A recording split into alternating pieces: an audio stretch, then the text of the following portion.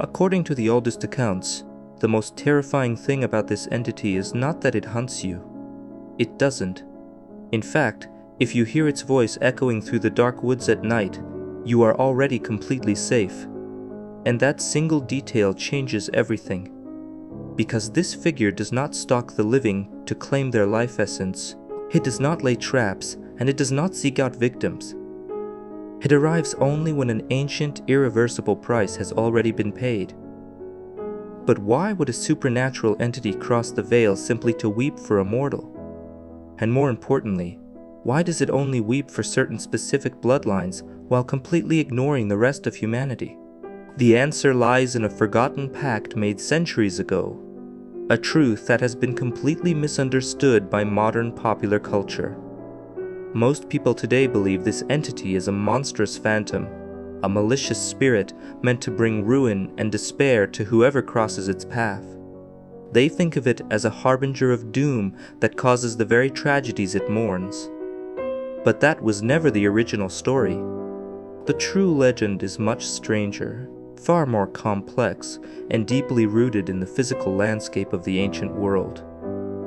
To understand what this entity actually is, we have to look past the modern cinematic horror stories and examine a hidden, subterranean world that exists just beneath the surface of the earth.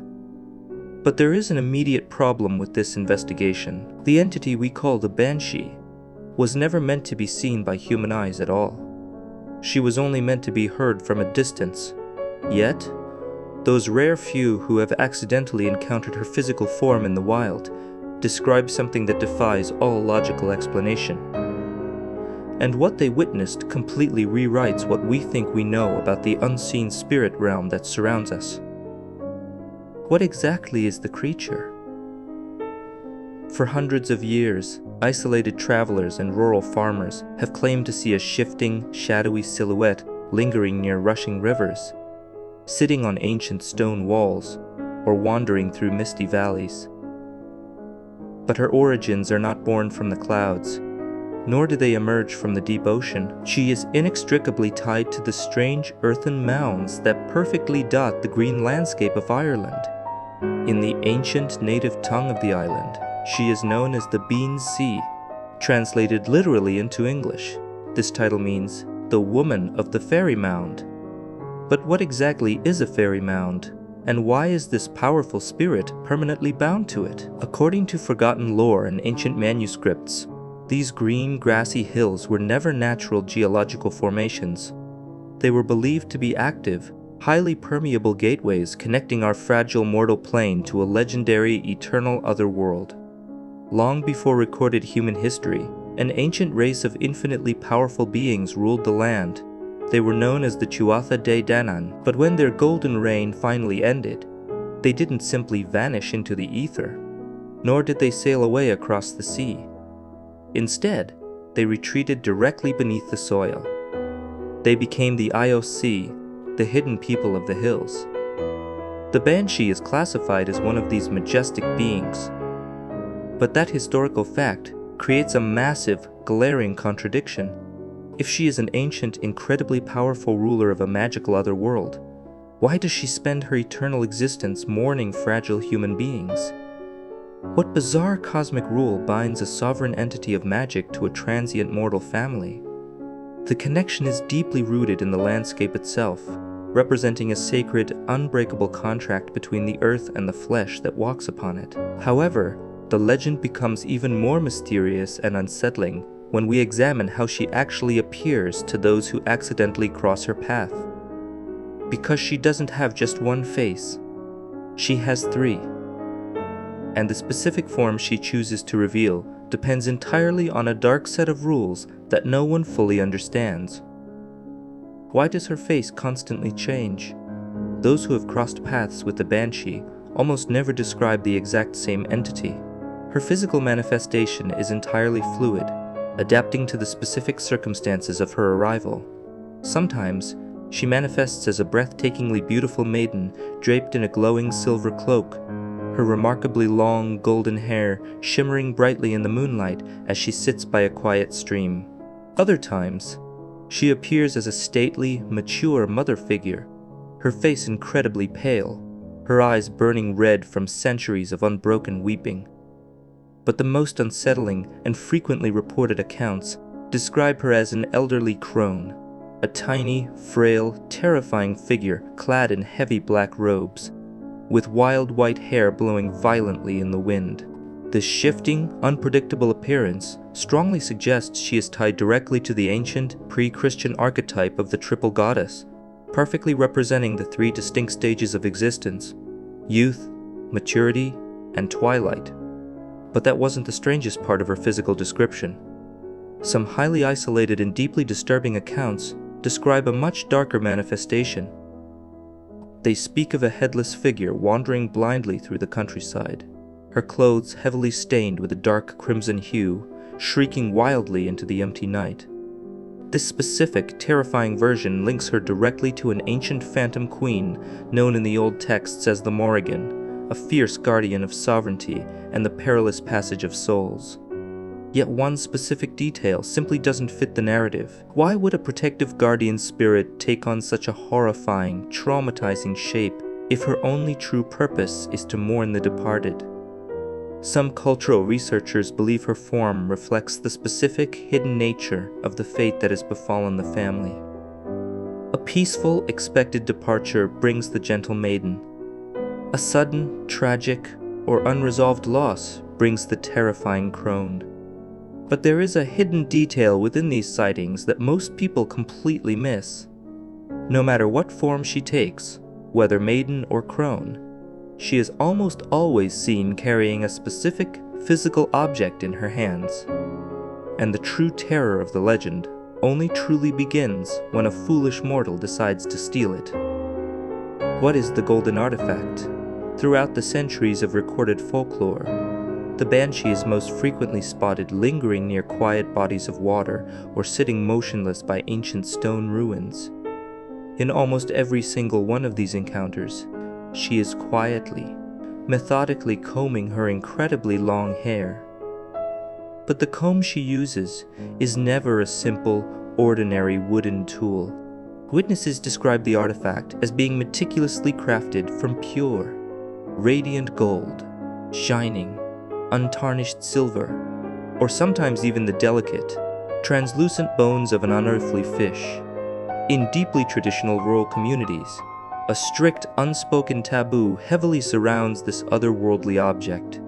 Children are warned from a very young age with absolute severiate. If you are walking through the fields and you ever see a beautiful comb randomly lying in the tall grass, you must turn around and walk away immediately. But human curiosity is a profoundly dangerous thing. What exactly happens if you decide to take it? According to verified archival records gathered from rural farmers in the 1930s, a local man actually found a stunning silver comb resting on a stone ditch and greedily brought it home. Believing it was simply lost treasure, that should have been the end of the story. A lucky find for a poor man. However, the legend becomes much darker. At the stroke of midnight, a deafening, unearthly shriek violently rattled the glass windows of his small cottage. The Banshee had come to reclaim her stolen property. By the time the sun rose the next morning, his entire livelihood was completely destroyed. His prime livestock had all mysteriously perished overnight, and his farm was left in total economic ruin. Desperate to survive, he sought the urgent help of a local priest, who strictly instructed him to return the comb by passing it through the window using heavy iron tongs. Iron, representing the raw power of human industry, has always been recognized as a powerful deterrent against the unseen world. When the terrified farmer held the comb out the window with the heavy metal tongs, the entity snatched it back with such immense, supernatural force that the thick iron was instantly bent in half and completely ruined. The twisted, broken metal remained in the home for decades as a permanent, physical warning to the family. But this intense supernatural attachment to the act of mourning raises a much larger, far more compelling mystery. if the Banshee exists solely to weep for the fallen? What happens when living, breathing human beings try to do the exact same thing? Who are the mortal mimics?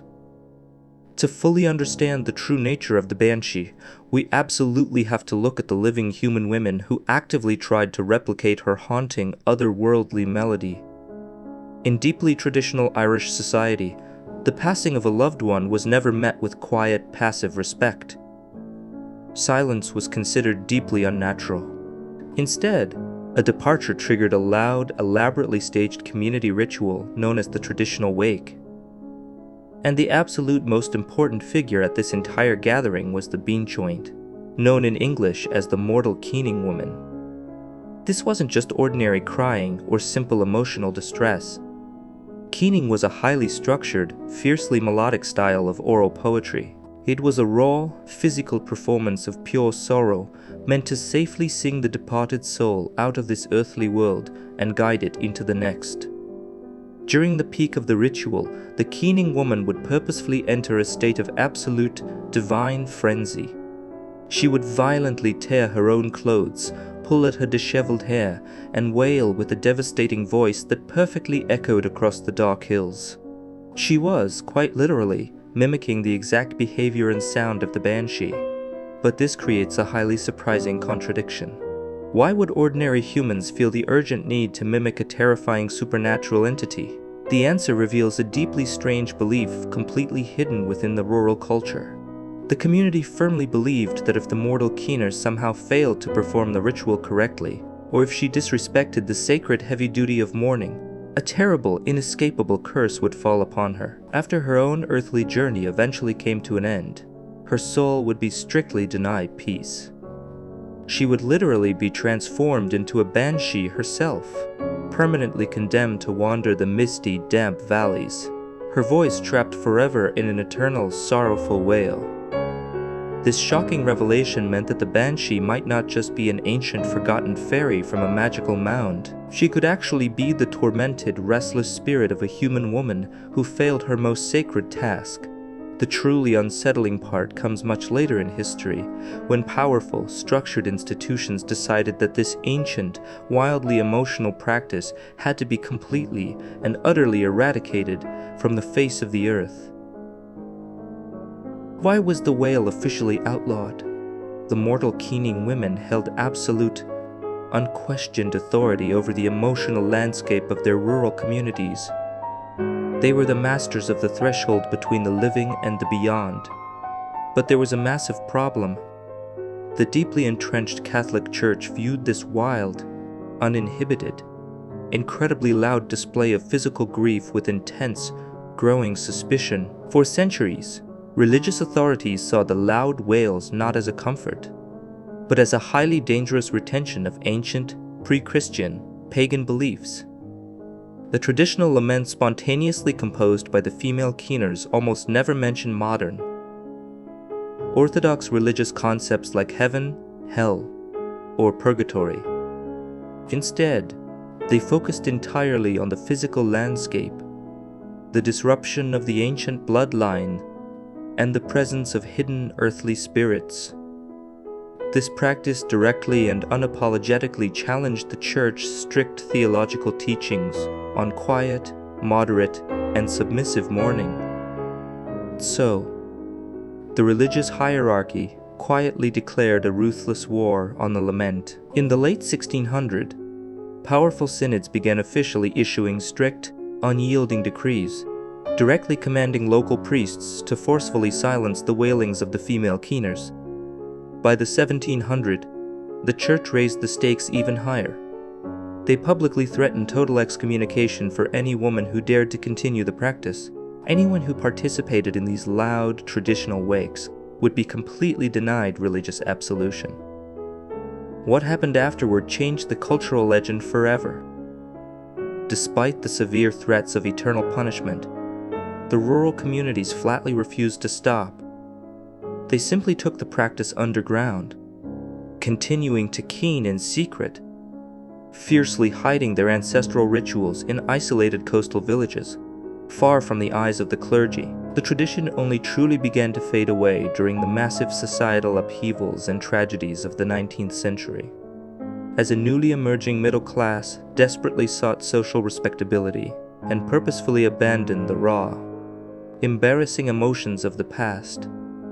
The human keeners were finally, tragically silenced, but the Banshee still remained hidden in the hills. She effectively became the very last surviving voice of the ancient, outlawed lament. Yet, as we look much closer at the surviving historical records, we uncover a totally unexpected revelation. Not all Banshees shriek in the dark. In fact, the most powerful of them all uses a completely different, highly unexpected method to announce her arrival. Who is the Lady of the Golden Harp? When we trace the legend back past the rural farmers and into the royal courts of ancient Ireland, we find supernatural beings of immense, unparalleled power whose vast cosmic roles were slowly reduced over time to guarding specific noble families.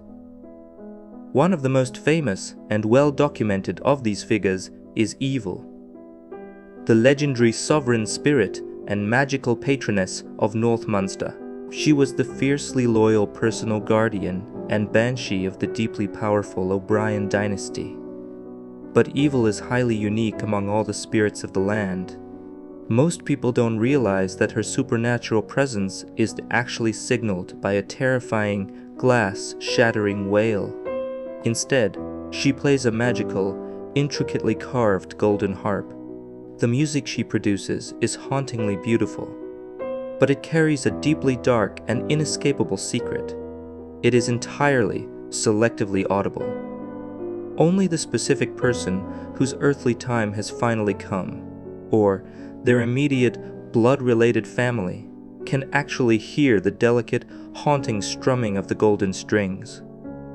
Aoibheall also possessed a magical, woven cloak of darkness that could render its wearer completely and totally invisible to human eyes. Her most famous, historically documented intervention happened on the fateful eve of a massive, bloody conflict in the year 1014. The High King of Ireland, Brian Boru, was resting quietly in his tent before a legendary history-altering battle. According to the ancient, surviving annals, Aoibheall bypassed all his heavily armed guards, stepped directly into his royal tent, and slowly played her golden harp. She delivered a solemn, unbreakable prophecy. His massive army would absolutely achieve a monumental, historic victory the very next day. But the king himself would tragically take his very last breath on the chaotic battlefield. The devastating fulfillment of her exact words the following day firmly cemented her eternal place in the history and mythology of the nation. It conclusively proved that even the absolute greatest, most powerful kings of the realm were completely subject to the gentle, inescapable warnings of the hidden otherworld. But Aoibheall was not the only incredibly powerful sovereign spirit residing in the land. She had a fierce, bitter rival in the southern territories. And this intense rivalry uncovers a hidden detail about how these ancient entities manipulated human affairs for their own amusement. Who exactly is the Queen of the Banshees? In the southern coastal territories of Munster, another completely legendary, overwhelmingly powerful figure held absolute court, Clíodhna. She is universally recognized in the oldest surviving texts as the undisputed queen of the Banshees. Originally a radiant, glowing entity of pure love and mesmerizing beauty, Clíodhna possessed extraordinary reality, bending magical abilities, including the bizarre power to completely transform herself into a fast-moving white hare. She was always faithfully accompanied by 3 magical, brightly colored birds, whose incredibly sweet, hypnotic song could instantly heal any physical illness or grievous injury upon the listener. But Clíodhna's sweeping story is heavily marked by a sudden, tragic twist of fate. She willingly left her protected, otherworldly home to foolishly elope with a fragile mortal man. While resting peacefully on the rocky coastal shores, a deeply jealous rival entity sent a mystical, unseen bard to aggressively play enchanting music, forcing her into an unnaturally deep, unbreakable sleep. While she slept, completely defenseless, a massive, towering ocean wave violently swept her away, tragically claiming her life. Ever since that exact moment, the thunderous, deafening roar of the ocean crashing against those specific jagged cliffs has been known as Clíodhna's wave. The local residents firmly believe that when the wave roars the loudest, completely drowning out the wind, it perfectly foretells the impending passing of a great, wealthy nobleman. After her physical form perished, Clíodhna established her new spiritual court beneath a massive hidden rock, where she absolutely commanded all the lesser fairy women of the southern hills. But she was universally known to be fiercely, violently territorial. When she and her northern rival, Aoibheall, both fell madly in love with the exact same mortal chieftain, Clíodhna ruthlessly used her powerful magic to permanently transform Aoibheall into a wandering white cat. Despite her intensely jealous nature, Clíodhna was known to be a highly generous protector to those mortals who properly honored her. In fact, she is directly responsible for creating one of the most famous, heavily visited tourist attractions in the entire world today. But what exactly did this unpredictable Queen of Spirits give to humanity? And why does it still matter? What is the true gift of the Queen? In the 15th century, a deeply powerful, wealthy chieftain named Cormac MacCarthy found himself facing an overwhelming series of disastrous legal troubles. Desperate to protect his sprawling lands and his family's ancient legacy from ruin, he prayed directly into the night sky to Clíodhna for supernatural help. That very night, she vividly appeared in his dreams. But she didn't offer him a magical weapon, and she didn't offer him chests of gold. Instead, she gave him a completely bizarre, seemingly nonsensical set of instructions.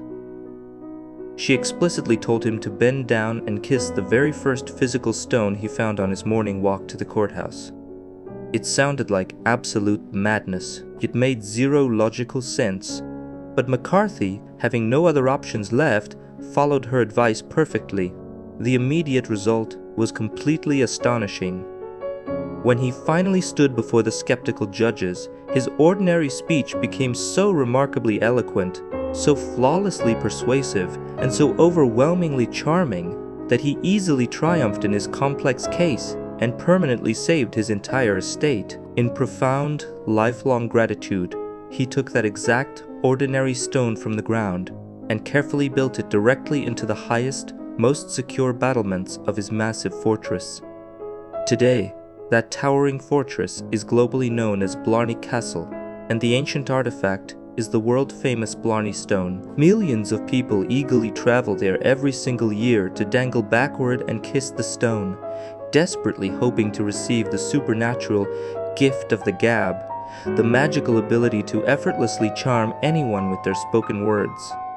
This totally unexpected historical revelation firmly shows that Banshees were not just passive omens of sorrow. They were incredibly active, highly powerful forces that directly shaped the fortunes, castles, and historical legacies of the noble families they protected. Which finally brings us to the ultimate, most enduring, and perhaps most tragic mystery of the entire Banshee legend. Why did she only ever protect certain, highly specific families? And more importantly, what happens to those ancient families when they are eventually forced to abandon their ancestral lands and cross the ocean? Can the ancient bond ever truly be broken? What ultimately separates the Banshee from every other supernatural, haunting entity in world mythology is her strict, unwavering, and unbreakable loyalty. She simply does not wander aimlessly through the world. She does not ever haunt random travelers in the dark woods, just for the sake of terror. Historically, hearing her voice is an incredibly exclusive privilege, strictly reserved only for the ancient, native families of Ireland, specifically those whose ancestral surnames proudly carry the traditional prefixes of O or Mac. This highly selective mourning process had profound, deep-rooted political and social significance for the people. During long centuries of relentless colonial expansion, many native aristocratic families tragically lost their ancestral lands, their vast wealth, and their royal titles. They were violently reduced to absolute poverty. But the unseen, magical world completely refused to recognize the new, foreign laws. If the Banshee's unmistakable cry was heard for a fallen family member, it undeniably proved that their ancient, noble bloodline was still officially recognized by the earth itself. It served as a deeply powerful, supernatural validation of their ancestral pride. But the absolute true test of this mystical bond finally came during the devastating, widespread famines of the 19th century. Millions of desperate people were violently forced to flee their homeland, crossing massive oceans to survive in distant, unfamiliar countries.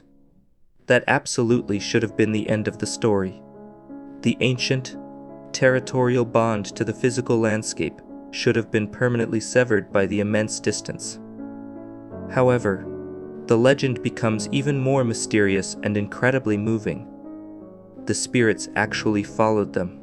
Historical, documented archives are heavily filled with verified accounts from the 1800 and early 1900 of Irish immigrants living in America, Australia, and Canada who suddenly, inexplicably heard the unmistakable, bone-chilling wail of their family's guardian, echoing in a foreign land. At that exact, precise moment, thousands of miles away, a beloved relative had just crossed the veil. This final, deeply emotional revelation conclusively proves that the Banshee is not just a terrifying monster hiding in the dark hills. She is a towering monument to memory.